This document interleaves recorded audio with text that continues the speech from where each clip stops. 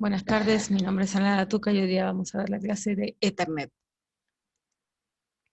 Ethernet es una red de difusión que está basada en un bus de control descentralizado. Las características más importantes que tenemos, que es una de las redes LAN más populares, utiliza el control de acceso al medio CSMA/CD y se encuentra en la capa 1 y 2 del modelo OSI. La IEEE tiene varios estándares de redes de área local y están todas bajo el nombre IEEE 802. Algo. La 802.3 es similar a Ethernet o es la que convive con Ethernet. La 802.11 es un LAN inalámbrica. La 802.15 Bluetooth. La 802.16 MAN inalámbrica. La 802.3 y la 802.11 tienen diferentes capas físicas y diferentes subcapas MAC, pero la subcapa de control lógico de enlace, LLC, recuerden que la capa de enlace se dividía en dos subcapas, la MAC y la LLC, que es la 802.2, es similar, es la misma. Entonces proveen la misma interfaz a la capa de red. Luego acá tenemos las distintas variedades de Ethernet según el cableado, las distintas topologías. Tenemos una topología de bus, que es algo que hace muchos años existía. Luego la topología estrella hecha con un hub y una estrella extendida hecha con hub y un switch. La codificación que utiliza Ethernet es la codificación Manchester y Manchester diferencial. Ethernet no utiliza codificación binaria directa porque cuando tenemos una sucesión de ceros o unos se puede perder la sincronía. Entonces, en una codificación Manchester, cada periodo de bit se va a dividir en dos intervalos, y un 1 significa que se envía un voltaje alto durante el primer intervalo y un voltaje bajo durante el segundo intervalo. Y un bit, un binario 0, significa que es lo inverso. Primero se va a enviar en el primer intervalo un bajo y luego un alto. En la codificación Manchester diferencial, un bit en 1 se indica mediante la ausencia en una transición al inicio del intervalo. Y un 0 se indica mediante la presencia de una transición al inicio de un intervalo. En ambos casos también hay una transición en la mitad del intervalo. O sea, el tiempo de bit es dividido en dos intervalos también. La desventaja de estas dos codificaciones es que requiere el doble de ancho de banda que la codificación binaria directa porque divide cada bit en dos intervalos. Entonces nosotros tenemos, esta es la codificación binaria, y en la codificación Manchester, fíjense que el 1 es en el primer periodo un alto y luego un bajo, y el 0 es en el primer periodo un bajo y luego un alto. En la codificación Manchester diferencial, lo que nosotros vamos a tener es una transición al inicio del bit, de la transmisión del bit. Entonces, si tenemos una transición, significa que estamos transmitiendo un 0, fíjense que en todos estos casos hay una transición, y cuando está la falta de transición, indica un 1. Entonces la falta de transición nos indica un 1 y la transición al inicio indica un 0. Ahora vamos a ver lo que es una trama Ethernet.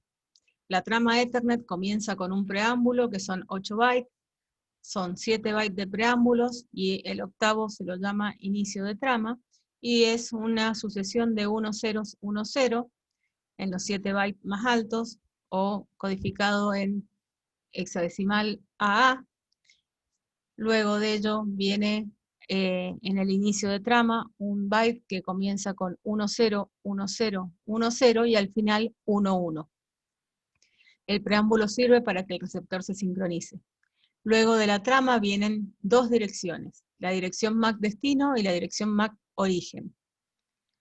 En las direcciones MAC destino, si el bit más significativo de la dirección MAC, les recuerdo que la dirección MAC es una dirección de 48 bits, o sea, 6 bytes, si esa dirección destino empieza con el bit más alto, el byte más significativo en 0, son direcciones comunes, y si comienza con 1 es para decir que es una dirección de grupo.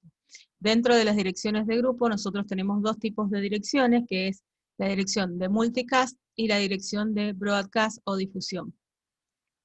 Una dirección de multidifusión o multicast se envía a un grupo de estaciones, y una dirección de difusión de broadcast se envía a todas las estaciones. Bueno, luego viene el tipo, los datos, el relleno y la suma de verificación. Ya vamos a ver lo que es el tipo. Los datos acá tenemos los datos que va a contener, que pueden ser de 0 a 1500 bytes, un campo que es el relleno, y la suma de verificación, que son 4 bytes más. Ahora fíjense que vamos a ver la trama 802.3, que es similar a la Ethernet, pero lo que cambia, fíjense, tenemos el preámbulo, la dirección MAC destino, origen, los datos, el relleno y la suma de verificación, pero cambia el byte de tipo por el byte de longitud. El byte de tipo en Ethernet nos indica que le indica al receptor qué hacer con la trama. Es posible utilizar múltiples protocolos en la capa de red, entonces en una misma PC, por lo que cuando llega una trama Ethernet, debe saber a quién entregarle esa trama. Y en cambio, en la IEEE 802.3, ese campo nos indica la longitud. En la actualidad, la longitud pueden ser números menores o iguales a 1500, porque la longitud de los datos va de 0 a 1500. Entonces, ¿cómo conviven estas dos tramas? Porque si ese campo es de 0 a 1500, se lo toma como que es una longitud, y para decir si es un tipo, tienen que ser números mayores a 1500. Luego existe el campo relleno, que es el que tenemos acá. En el campo relleno, las tramas como mínimo deben tener 64 bytes, desde la dirección de destino hasta la suma de verificación. Si no se llega a esta cantidad, tenemos que utilizar el campo de relleno, que pueden ser de 0 a 46 bytes, para que se llegue a los 64 bytes. ¿Y por qué queremos esta longitud mínima? Esta longitud mínima la tenemos para que cuando una estación complete la transmisión de una trama, tiene que ser que la complete mientras llega hasta el otro extremo, al extremo más alejado del cable, el primer bit de esa trama.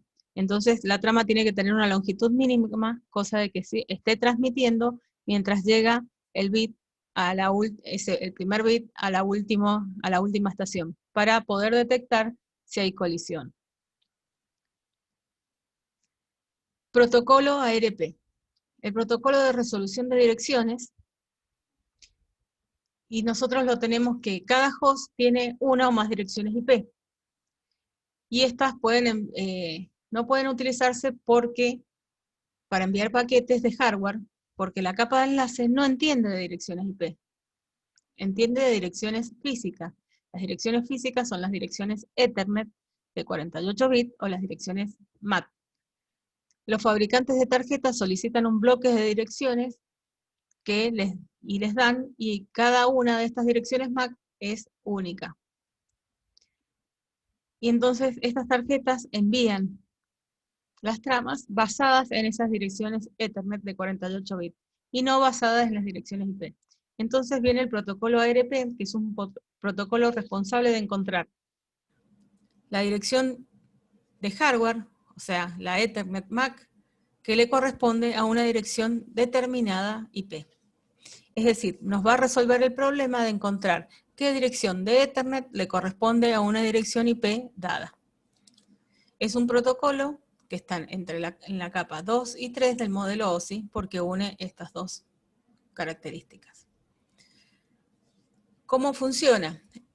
Primero se envía un paquete ARP request con la dirección de destino, como la dirección de broadcast, la MAC de broadcast, que serían todos los 48 bits en uno, y que contiene la dirección IP por la cual se pregunta qué dirección MAC tiene. La dirección, la PC o el host que tenga esa dirección IP va a responder con un mensaje ARP REPLI diciendo que tiene esa dirección IP y que tiene la siguiente dirección Ethernet. Entonces cada máquina va a mantener una tabla de direcciones traducidas, ¿sí?, con la dirección ARP, con la tabla de ARP que va a vincular direcciones MAC con direcciones IP. Esto permite que una dirección IP pueda ser independiente de la dirección Ethernet. Y para permitir que las direcciones físicas cambien, porque yo puedo cambiar una placa Ethernet en una PC que tiene esa dirección IP, entonces lo que se hace es que esas tablas ARP deben expirar luego de un tiempo. Luego tenemos el protocolo ERE-ARP, que es el protocolo de resolución de dirección de remoto. Este protocolo permite que un host que está recientemente inicializado transmita cuál es su dirección Ethernet y pregunte qué dirección IP por su dirección IP. Entonces, es la inversa, también es un protocolo que se encuentra en la capa, entre la capa 2 y 3 del modelo OSI. Y por último, vamos a ver las redes VLAN. Las redes VLAN es un método de crear redes lógicas independientemente dentro de una red física. Las VLAN consisten en una red de hosts que se comportan como si estuvieran conectados al mismo switch, aunque en realidad estén conectados físicamente a diferentes segmentos de una red de área local. Las redes VLAN pueden coexistir en un mismo switch físico o en una única red física, que es lo que vamos a ver nosotros en el ejercicio de la práctica. Ayudan en la administración de la red separando segmentos lógicos de una LAN, como los departamentos de una empresa. Y estos segmentos lógicos no deberían intercambiar usando la red local. Los administradores de red configuran las VLAN mediante software y no por hardware, por lo que los hace muy flexibles. Y la mayoría de las ventajas de las VLAN surgen cuando se traslada físicamente algún host a otra ubicación. Este puede permanecer en la misma red VLAN sin necesidad de cambiar la configuración IP de la máquina. Y acá vemos un ejemplo donde, por ejemplo, podríamos tener todos los servidores en planta baja y conectados al mismo switch, y todos los servidores, todas las PC 4, PC5, PC6, los tenemos conectados en el primer piso, conectados a un segundo switch, y la PC1, PC2 y PC3 pueden estar en un tercer piso conectados a otro switch. Pero en realidad, lógicamente, hemos formado la VLAN 1, que está formado por el server 1, PC4 y PC1, la VLAN 2, que está formado por el server 2, PC5, PC2, y la VLAN 3, que está formado por la PC3, PC6 y el server. Esto es lo que vamos a ver en la práctica, pero con un solo switch. Muchas gracias.